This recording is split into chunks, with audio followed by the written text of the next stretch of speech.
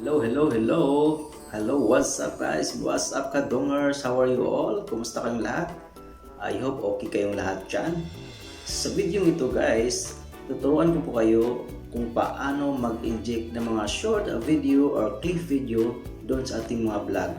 Kasi marami pong nagtatanong kung paano kaya mag-insert or mag-inject ng mga clip videos para naman maiba so that our vlog will be, there's some changes or you know what I mean, para maiba naman yung twist ng kanilang mga pinapanood sa ating mga vlog.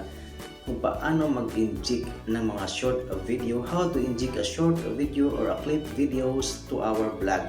But for that, I'd like to shout out to my kadungers members, Chinay Ward, Kindra and family, whatever, Tin Brian, Dilina Hibalya, shout out, Jupay Hong Konggala, Roro Sapare, Bisam 22 Vlog, Dakuzik Rapro, mega shoutout, Liti Tivings Vlog, Lifredine, Dawan Uwan Amigas, Chris Rap TV, Phil Qatar Life, Ayaki TV, and Jing TV Mix Vlog, Helikim Vlog, Black Vlogs, Charing Bagalon, Marmoty Pits, Pinoy Shocking Stories, aka PSS Mami, Comes Vlog, Mingay Cuevas, Maria Ador TV, mega shoutout, and Mercy Marcos, alam mo na yan.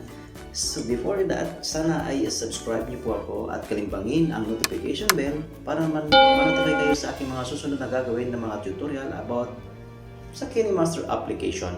Kaya sundan niyo ako guys. Tara!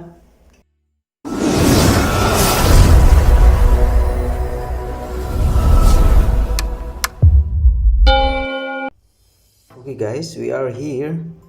So make sure you already download the application Kinemaster or Kinemaster to your Play Store. Since I already download, so let's go to the Kinemaster app. Right, so we are here now in the Kinemaster application. So you have to press the plus sign and you have to select 16 and it's 16 into 9, which is the standard size in YouTube.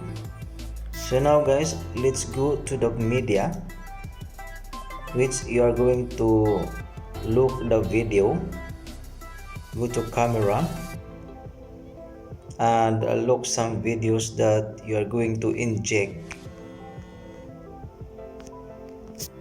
So let's try this one. Okay, this is a sample video, and then you have to inject the short video or the clip video to your blog. Kita ko na naman si Dan. Saan kaya pupunta tong... So, alright. So, I hope you follow me. And then, you have to press that video, guys. And then, there is a scissor or gunting. So, you click the gunting or the scissors and you have to click split at playhead. Alright, split at playhead. So since then you already cut the videos and you have to check in the right side, click the check button, and then you have to go to media again, and then you have to find out and hanapin nyo po yung videos, clip videos na iyong dinownload. Click download. So this is the example of a short clip video, this one. Okay, insert the clip short video and check. So this is the way how it is to insert or to inject a clip video to your blog. So let's see. Kita ko na naman si Dan. Saan kaya pupunta tong...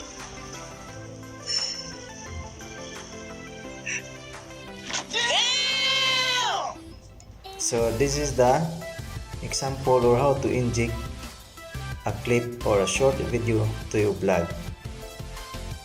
I hope na nasundan nyo ako and you learn at least for this tutorial video.